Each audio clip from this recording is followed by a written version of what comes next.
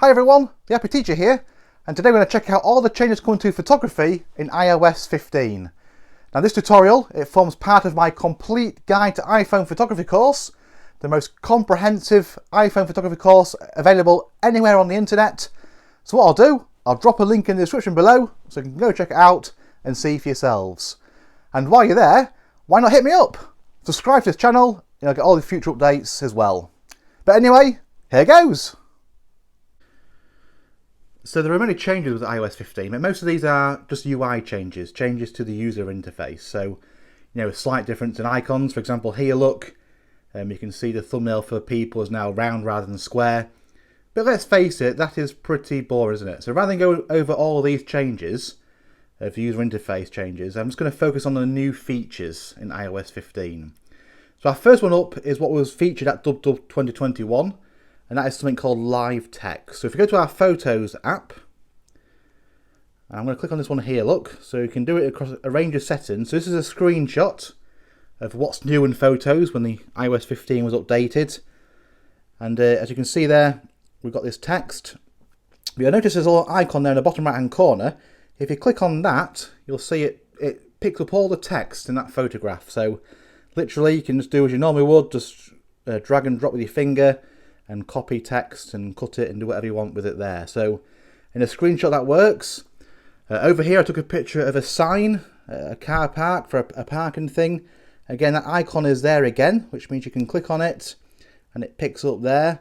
I'm just going to zoom in a second here too. You'll see there's a phone number there. I'm going to try and blur that out just for security reasons. But if you just press on that phone number, it even picks up as a phone number and allows you to call it and FaceTime it, send a text, whatever is there. So it's quite clever really. It can pick up text and phone numbers. And even with logos, I notice as well, outside this shoe shop, you can see the button there has appeared and it's picked up some of those logos there and some of the words. So again, you can go there and copy that and put it into notes or email, whatever you want to do with it. So really that's live text. So it works with photos you've taken. It works with the camera actually pointing at something there, taking a photograph there live itself. Right, so the next thing to show you, I'm going to show you now is Spotlight Search. So again, if you pull down your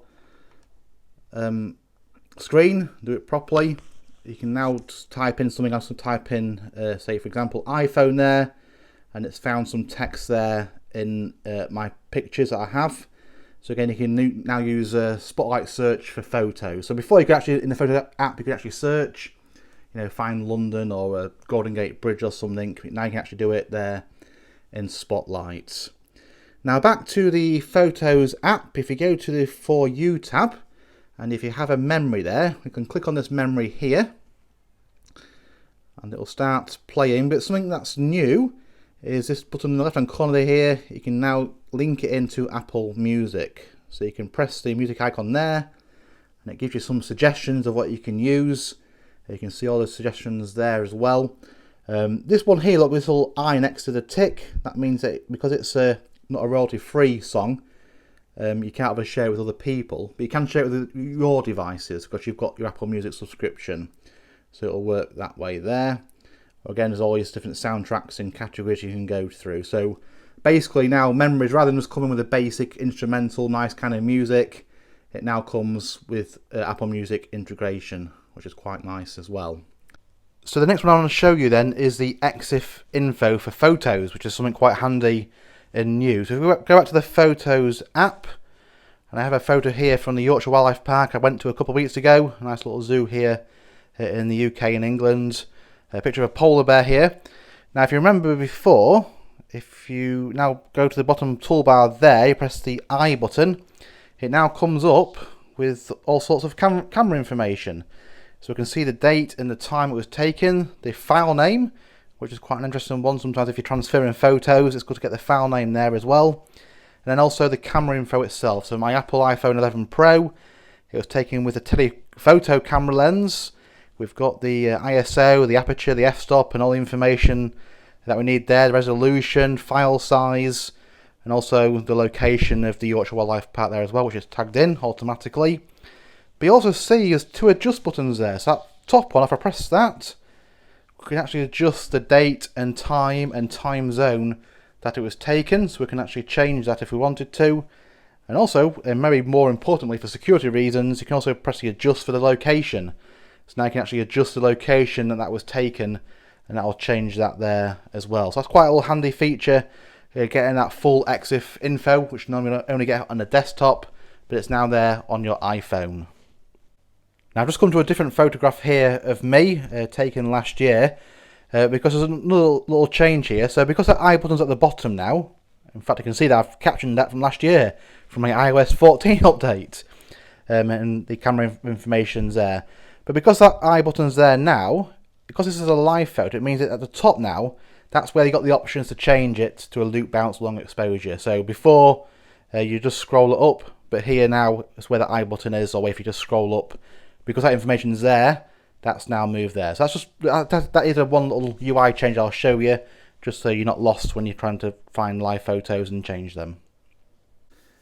So the last thing I want to show you here is something called lens flare. So you can see in that little blue dot there in the bottom right hand corner, and in that house and those trees, that's also where the light's come into the camera because we're facing the sun. Now I've heard some reports of users in iOS 15 being able to change that, so when they actually take the photographs, I'm taking it here, the camera actually takes it out for you, using machine learning. I've not been able to replicate that myself. I've heard different backgrounds. I've tried to take a photograph there with a dark background, one in the clouds, one in the blue sky, and just to see if the iPhone's taken it out automatically. I haven't been able to replicate it yet, but apparently some users of iOS 15 are saying this is possible. So this might be a feature that appears in iOS 15. It might just be a feature that appears in the beta and then maybe comes with iOS 16 later on. But keep a look out for it just in case it works for you. So there you go, it's all the changes to iOS 15. Hopefully I've done that in around 5 minutes. I didn't want to create a big 20-minute long boring video, but nice and succinct, 5 minutes, just to go over some of these updates to iOS 15. So hopefully you've enjoyed it, seen the new features there. As you can see, I've done this on beta 7 of iOS 15. So we're only about a month away from the public release in September 2021, more than likely. So I doubt there's any new features going to come in now at this late in the stage in the process. If there is, of course, I'll update this video. But really, that's all the main new features for iOS 15 to do with photography. So there you go, that's it. Hope you enjoyed, and please don't forget to check out the complete guide to iPhone photography course in the description below, and while you're there, please subscribe to this channel too. Anyway, thanks for watching.